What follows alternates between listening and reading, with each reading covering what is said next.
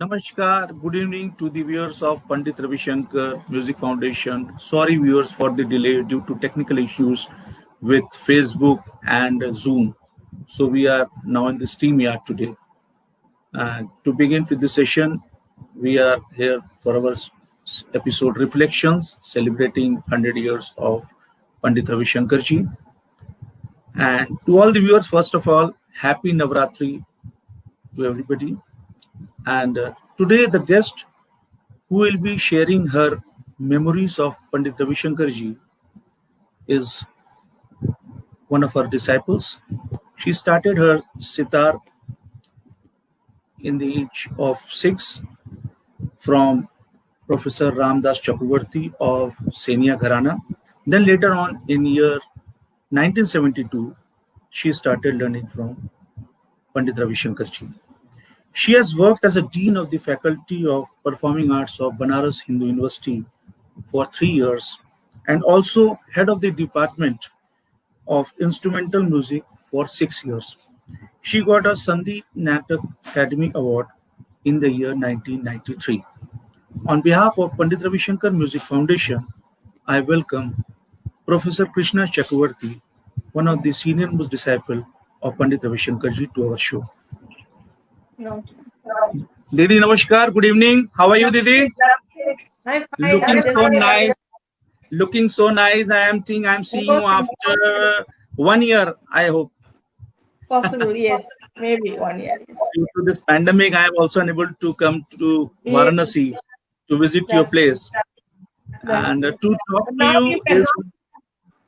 Pardon? Now you can come. Yeah, sure, Didi. And to talk to you, the conversation will be your Guru Bhai, one of the disciples of Pandit Ravi Shankar ji, Gaurav Majumdar Dada. दीदी प्रणाम, नवरुण नमस्कार. दादा नमस्कार भाई नमस्कार. नमस्कार दीदी, আমার প্রণাম আপনাকে. Happy Navratri to all of you and what a pleasure दीदी. Same to you Dada, same to you also. What a pleasure having you in this auspicious time of Navratri, Durga Puja, and it's been amazing to follow your journey. And I would like to begin with asking you, where did your music start from? Where did you get initiated? And tell us about your family and about your interest in music. Yes. Guruve Namah. My husband Ram Chakravarti ji and Pandit Ravi Shankar ji, pranam. Guruve Namah. Actually मेरा क्या हुआ, बचपन से ही थोड़ा संगीत का शौक था, जैसे हर बंगाली फैमिलीज में होते हैं. हमारे फादर को भी बहुत शौक था. तो आज से करीब 50-55 साल पहले म्यूजिक दूसरे टाइप का था, बैठ का टाइप का था. और यहाँ पर बनारस में खाली संगीत परिषद का ही एक हफ्ते भर का प्रोग्राम होता था. तो हर प्रोग्राम में हमारे पिताजी 4-5 साल की उम्र से ही लेके जाते थे. और जब वापस आते थे तो पूछते थे क्या अच्छा लगा, कुछ अच्छा लगा, किसका अच्छा लगा. कुछ बोल नहीं पाते थे. वैसे ही करते करते एक बार पंडित जी आए संगीत परिषद के प्रोग्राम में, और उनको देख के वो जो उस उम्र में 5 साल की उम्र में हमको लगा कि बस इन्हीं के पास सीखना है और यही साज बजाना है. वो साज को क्या बोलते थे वो भी नहीं पता था उस समय. तो दूसरे दिन पिताजी पूछे कि क्या हुआ, तो नहीं, वो जो कल जो आर्टिस्ट स्टेज में बैठे थे, he was so handsome, so beautiful, and he was looking so grand with that instrument. वो इंस्ट्रूमेंट सितार बजा रहे थे ना. हाँ, हमको उनके पास सीखना है. तो बोले कि तुम पागल हो क्या, तुम्हें म्यूजिक का माँ नहीं आता है और तुम उनके पास सीखने की बात कर रहे हो. मतलब उनको इंटरेस्ट समझ में आ गया कि मुझे सितार में इंटरेस्ट है. तो एक छोटा सा सितार दिलाए, फिर रामदास चक्रवर्ती से सीखना शुरू किया. ये करते करते उसके साथ पढ़ाई भी चलता रहा. और धीरे धीरे 5-7 साल बाद छोटा मोटा प्रोग्राम होता था. उस समय प्रोग्राम में कितना मिलता था, 50 रुपया, 100 रुपया, इससे ज्यादा नहीं. तो ऐसा करते करते हमारा ग्रेजुएशन हो गया, मास्टर्स भी हो गया म्यूजिक में. तो फिर हमें यूएसए जाने के लिए चांस मिला. तो यूएसए में हमें वर्ल्ड म्यूजिक में एमए करना था, एथनो म्यूजिकोलॉजी वर्ल्ड म्यूजिक में. और हमको इंडियन म्यूजिक सितार भी सिखाना था और थ्योरी पढ़ाना था, तो दोनों काम एक साथ, अपना पढ़ाई और पढ़ाने। तो वहाँ 1970 में हम गए, हमारा कोर्सेज वगैरह सब शुरू हुआ, पढ़ाई शुरू हुआ, क्लासेस शुरू हुआ। और बस तभी उस समय पंडित जी तो जो उस समय तो सुपरस्टार थे, खैर ही इज ऑलवेज सुपरस्टार, लेकिन उस समय जैसे तो रॉकिंग यूएसए यूरोप हर जगह, मतलब उनके नाम का सब एकदम माला जपते थे, सूट पे, टाई पे, ड्रेस पे, किसी भी पहनने की चीज में, रुमाल में पंडित जी का नाम इनग्रॉस रहता था। तो ये इतना मतलब पॉपुलैरिटी। तो फिर हम बोले कि अब यहाँ तो है, लेकिन कैसे, वो तो वेस्ट कोस्ट में रहते थे और most of the time he was busy with his programmes, तो बहुत डिफिकल्ट था उनको मतलब ट्रेस आउट करना। तो एक बार हम मिडिल टाउन कनेक्टिकट में रहते थे, वेस्टर्न यूनिवर्सिटी, और ज्यादातर उनका प्रोग्राम न्यूयॉर्क के साइड में या न्यूयॉर्क से हार्वर्ड, येल यूनिवर्सिटी और जो बाकी सारी जगह है, ब्राउन यूनिवर्सिटी, ये सब जगह में आते थे, फिर बॉस्टन में ही जाते थे। तो हम इधर उधर दौड़ते रहते थे कि जहाँ भी उनका प्रोग्राम है दौड़ते थे। तो ऐसा करते करते फिर उनसे चक्रवर्ती जी का बात हुआ। तो बोले कि ये लड़की पागल है आपके आपके पास जाने के लिए, सीता के लिए, आप आप अपने शरण में इनको ले लीजिए। तो बोले भाई अभी तो हमारा टाइम नहीं है, हम तो बस सुबह ही निकल जाएंगे, इसके बाद 2-3 महीना बाद हम आएंगे, न्यूयॉर्क में आएंगे, और उस समय पहले हम सुनेंगे, फिर हम बताएंगे क्या। तो कम से कम थोड़ा आशा हुआ कि कम से कम सुनने की बात तो की है। तो 2-3 महीना बाद में न्यूयॉर्क में उनका प्रोग्राम था, आए, तो उनसे बात हुआ, तो बोले ठीक है। नेक्स्ट डे उन्होंने टाइम दिया, प्लाजा होटल में रुके थे, तो बोले ठीक है आ जाओ, हमको टाइम दिया। और उस समय वहां जब पहुंचे तो सुबह उठ के गए थे, 3 साढ़े 3 घंटे का ड्राइव था जहां हम रहते थे। तो जाने के बाद बोले कि आओ बैठो, और कमरे में देख रहे हैं कि गुरुजी तो बैठे ही है दीवान में, सोफा कम दीवान में बैठे हैं, साथ में अल्लाह रखा खा साहब, नोदू दादा, कमला जी, और न्यूयॉर्क में उनकी कोई शिष्या थी इंडियन लेडी, वो इतने लोग थे। तो गुरुजी बोले बैठो, क्या बजाओगी। हमारा तो हाथ पैर सब कांप रहा था, लग रहा था कि हम बजा ही नहीं पाएंगे, आवाज ही नहीं निकलेगा। तो नहीं नहीं घबराओ नहीं, घबराओ नहीं, बैठो बजाओ, क्या बजाओगी। तो हम बोले कि मियाँ की तोड़ी। ओके ठीक है बजा। तो जब आला जोर झाला हो गया, तब बोले तला रखा खासा से बोले कि थोड़ा सा ठेका दे दीजिए, इसका थोड़ा गतकारी देख ले। तो विलंबित गत 1-1.5 मिनट और दूध भी 1-1.5 मिनट, बस ठीक है। उसके बाद जानते हैं सबसे, इतनी इतने साल 15-16 साल के बाद जब उनके पास गए, उन्होंने बोला अरे तुम तो सब सीख गए हो, तुम तो सब जानते हो, तुमको तो सब आता है, तुम क्या सीखोगी। हम सोचे कि हो गया, इसका मतलब हमको लेने वाले नहीं है। तो वहां बस खड़े होकर आंख से पानी गिर रहा था और कुछ नहीं बोल पाया, जैसे पैर वैर सब कांप रहा था। तो बोले ठीक है घबराओ नहीं, घबराओ नहीं, जाओ राम को भेज दो। तो उनसे बातचीत सब हुआ, तो फिर हमको बुलाए और बोले कि इस लड़की को तो हम गंडा बांध के सिखाना शुरू किए। तब जैसे लगा कि हमको यहाँ पर प्राण आया, सब निकल गया था, प्राणों कुछ भी नहीं था।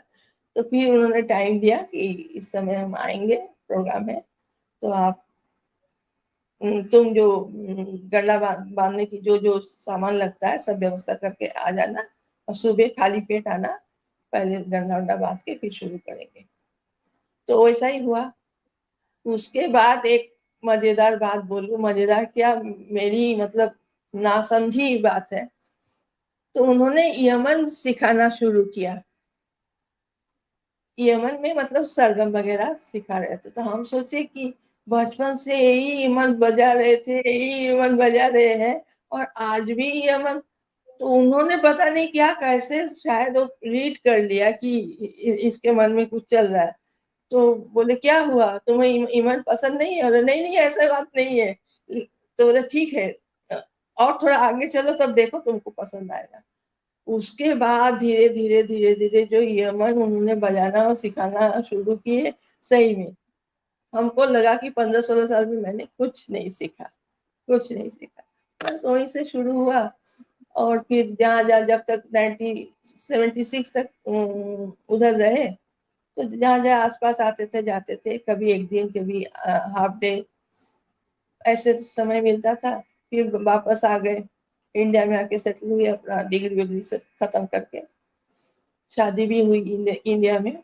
उसके बाद पंडित जी बनारस में अपना हेमांगना घाट तो बनाई थे, तो हेमांगना में साल में एक बार इंडिया जब आते थे तो बनारस जरूर आते थे, और हेमांगना में क्लास होती थी। कभी सिंगल होता था, कभी ग्रुप में होता था, कभी दीपक दा होता था, कभी विश्वमण भट्ट जी होते थे।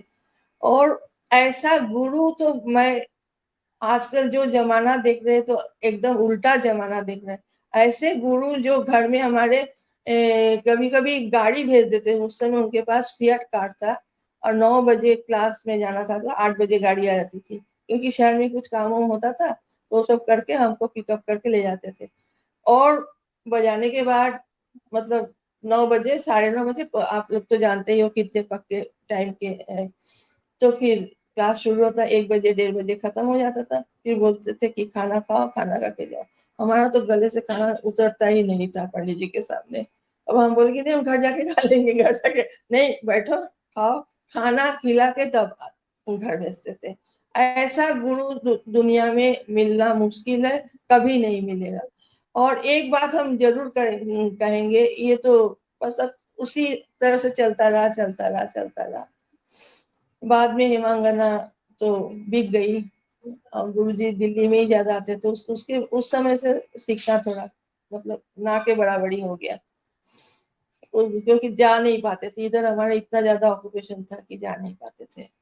प्रोग्राम वोग्राम हुआ तो कभी जाते थे, गुरु जी से भेंट करते थे। एक बार सुकन्या जी से भी भेंट हुआ बस।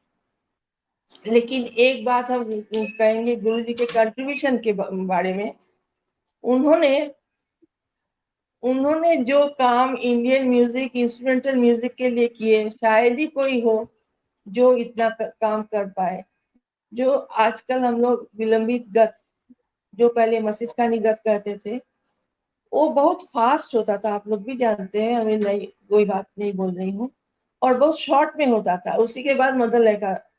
गुरु जी ने ऐसा किया कि उस विलंबित गत तीन ताल को या रूपक को या जपताल, उसको ऐसे एक्सपैंड किया है।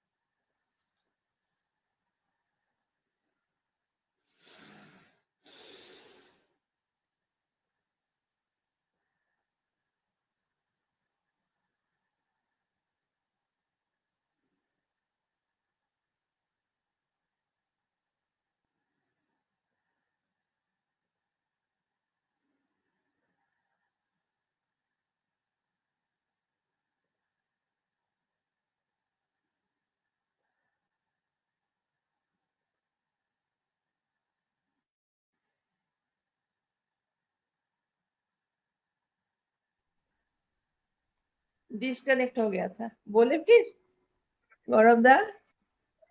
হ্যাঁ দিদি, আপনার আপনার ওটা একটু ফ্রিজ হয়েছিল। So if you can tell us about, you were talking about the contribution and the বাজ and the from Mafid Yes, Khani where he created Vilambe. Created flow too fast, मतलब 3-4 जो स्टेजेस विलंबित गत का आजकल हम लोग बजाते हैं, तो ये तो उन्हीं का देन है। क्योंकि उस समय जो गुरुजी अली अकबर खान साहब का डुएट होता था, उसमें भी यही होता था, वो सिंगल जब बजाते थे। और उनका प्रोग्राम तो आप जानते ही है, 4-5 घंटे से कम नहीं होता, उसमें तो हिंदी करके जाना ही हो। ये उनका एक बहुत बड़ा कंट्रीब्यूशन है, चाहे तीन ताल हो, चाहे रूपक हो, चाहे झपताल हो, चाहे धमार हो, कोई भी चीज में मतलब स्लो से फिर आगे। और उसके बाद इतने सारे ताल लेना, इतने सारे साउथ से उन्होंने ताल लिया, और वो सब ताल भी इसमें इंट्रोड्यूस किए। और सबसे बड़ी बात गौरव जी, एक बात हम जरूर कहेंगे, सीखने के समय में गुरुजी का जो आला पोर्शन होता था वो तो हर समय कहते थे कि हम ध्रुपद से बजाते हैं। तो ध्रुपद में जो 4 स्टेजेस होता है, वही 4 स्टेजेस वो अपने सितार में बजाते थे और बोलते थे कि सामने जो भी रहते थे कि एक ताल का ताली लगाओ, झपताल का ताली लगाओ, रूपक का ताली लगाओ। तो ताल लगाते रहते थे और पूरा सेकंड स्टेज का से जो जोड़ शुरू होता तो वो तालबद्ध जोड़ बजाते थे। ये तो हमको कभी आया नहीं, हम बस सुने ही है, उतना कर नहीं पाए हैं। और किताब लिखना, ऑर्केस्ट्रेशन होना, एक किस्सा बताते हैं। बॉस्टन में पंडित जी का ये यहूदी में था। तो उस डुएट प्रोग्राम में जैसे ही पता चला कि इन लोगों का प्रोग्राम है, हम से 3-4 गाड़ी में प्रोफेसर स्टूडेंट सबको साथ में लेके गए और जाने के बाद देख रहे कि सब हाउसफुल, एक भी टिकट नहीं। तो हम बोले ठीक है, हम पंडित जी से मिलते हैं, देखते हैं क्या होता है।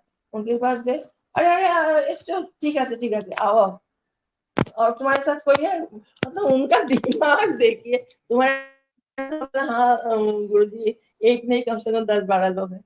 तो टिकट लिए? बोले नहीं, टिकट तो सब बिक गया है, कुछ भी नहीं है। तो ठीक है, उन लोगों को बैठने के हम व्यवस्था करते हैं, तो स्टेज में आ जाओ और स्टेज में बैठो।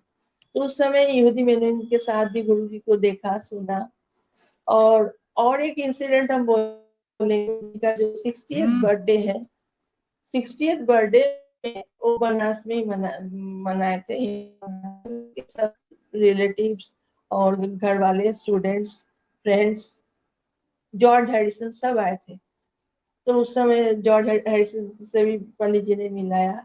लेकिन एक बात करेंगे, जिस दिन उनका बर्थडे मनाया जा रहा था, मॉर्निंग में होम होम जैसे हम लोग में होता है, यज्ञ होता है, और उसमें खाली एक धोती पहने थे और शरीर में कोई चादर भी नहीं था, कुछ भी नहीं था। और सुबह का टाइम था और उधर से जो सूरज का रोशनी था उनके ऊपर पड़ रहा था। तो जैसे सामने जैसे लगा कि दिव्यकांति पुरुष सामने खड़े हैं, एक मतलब भगवान जैसा कोई दृश्य सामने दिख रहा है। तो हमारे बगल में चक्रवर्ती जी से थे, तो हम बोले कि हम जो देख रहे हैं आप भी वही देख रहे हैं? बोले हाँ, हम भी देख रहे हैं। और ये चेहरा, ये दिव्य चेहरा आप में बैठा लो, ये तुम जब जब भी परेशानी में पड़ोगे, ये चेहरा तुमको काम देगा। तो ये चीज तो हम भूल नहीं सकते। और यहाँ जब बनारस में रहे 8-10 साल, तो दीपा का प्रोग्राम बहुत बड़े बड़े ढंग से हुआ, फिर धीरे धीरे स्लो डाउन होता गया। उसमें हर समय साथ में उनके परिवार वालों के साथ मुझे भी बैठाते थे। नींद आ जाती थी, सोचते थे कि घर जाए, लेकिन संभव नहीं था।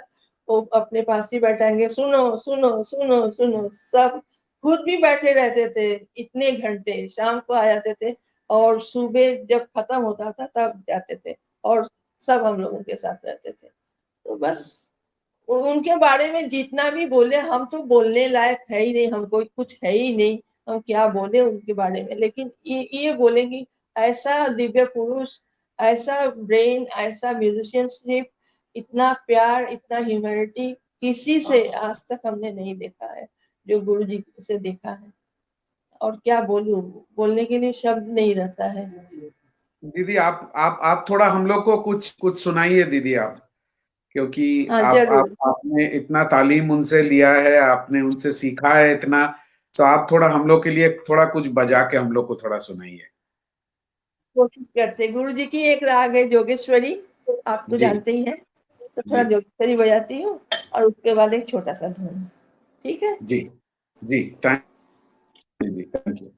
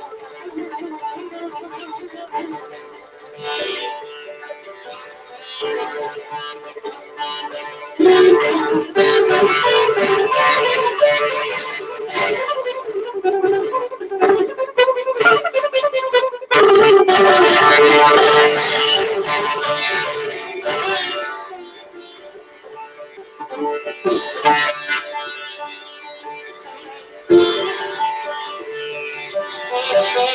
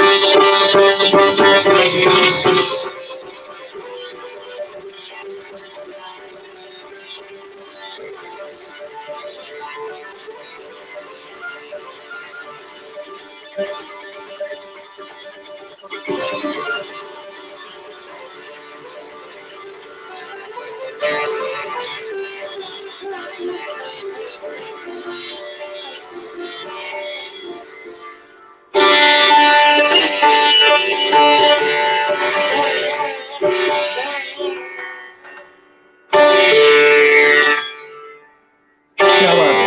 क्या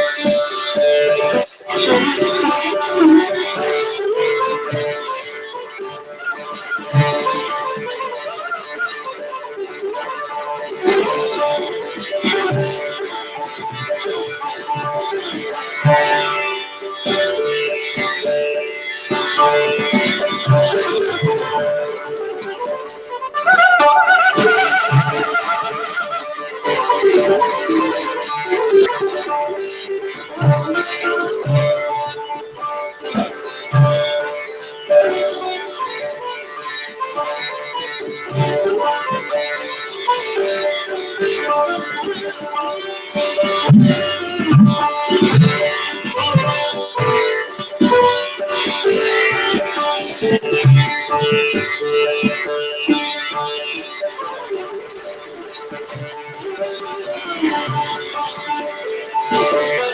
है।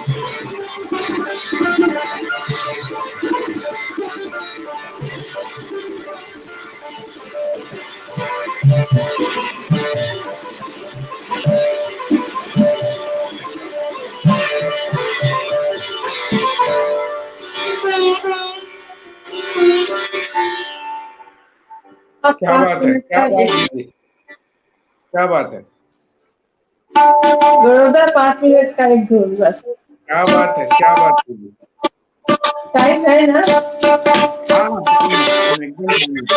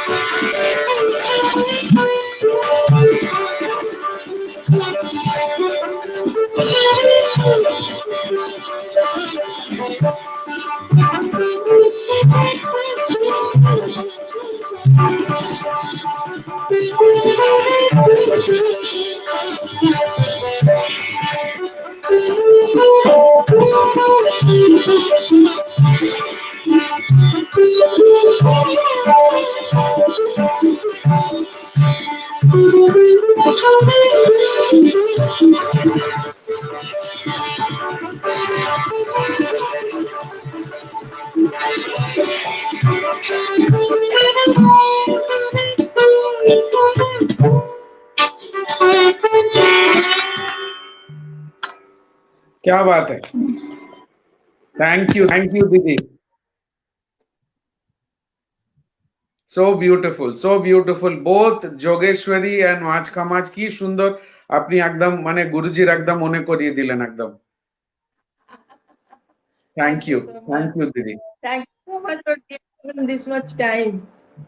I'm so grateful to Sukanya ji, Varun cinema Dada, and London Gaurav bhai. থেকে দেখছেন উনি নমস্কার, উনি আশীর্বাদ আমাদের দিচ্ছেন। আর আমার খুব হ্যাঁ, ভালো ওনারা- লাগলো আপনার সাথে কথা বলে দিদি।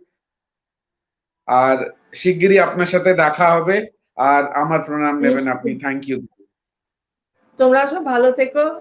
বেনারস আসলে Thank আসবে you. আমার এখানে। নিশ্চয়ই আসবো, খুব ভালো। নিশ্চয়ই আসবো, নিশ্চয়ই আসবো। অনেক আমার অনেক প্রণাম আপনাকে দিদি। আমার তোমাকে প্রণাম। আর প্রণাম। আপনার তবলা আপনার সাথে যে বাজালো তার একটু নামটা বলে দিন আমাদের। चंदन विश्वकर्मा। हाँ, तो चंदन भाई थैंक यू आपने ये कार्यक्रम में आप आए और अरे, एक हमारे साथ आप जुड़े। बहुत बहुत धन्यवाद।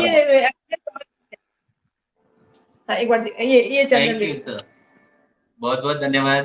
और मैं सौभाग्य मिला मैम के साथ बजाने का, वो भी इतने बड़े युग पुरुष के, मतलब संगीतज्ञ जो हैं हमारे युग पुरुष हैं, तो यही हम लोग के लिए सबसे बड़ा आशीर्वाद। और मैम के साथ बजा के मुझे साक्षात आशीर्वाद मिला, तो सब इन्हीं लोगों का देन है, मेरा कुछ नहीं है, सब इन लोगों का देन है। और ये দিদি लोग আপনি है কি সুন্দর আপনি নিজের হাত আপনি রেখেছেন, কি সুন্দর তৈরি সুরে হাত, আর কি সুন্দর প্লেসমেন্ট আপনার। Very I am so happy দিদি, সো হ্যাপি। থ্যাংক ইউ, আমার প্রণাম আপনাকে। গুরুজির আশীর্বাদ আর তোমাদের ভালোবাসা।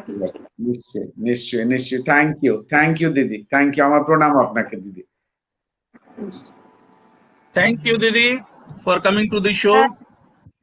And really, it was a very musical session today. Yes, it was a little bit difficult in the beginning, but now it's okay. Now it's all right, no problem. It was a long-awaited session for you, and of Yes. course, Gaurav Da managed the time to do the conversation with you. Yes, So thank you, Gaurav Da. Varun bhai, Thank you. My pleasure. Thank you, Navadun. Thank you, Didi. Thank you, Didi. And we will meet soon. Thank you. Namaskar. Yeah. Namaskar. And to the viewers of Pandit Ravi Shankar Music Foundation, next we will be here once again with another guest who will be sharing his or her memories of Pandit Ravi Shankar ji. Till then, goodbye. Be safe. And due to this pandemic era, take care of yourself, everybody. And good night.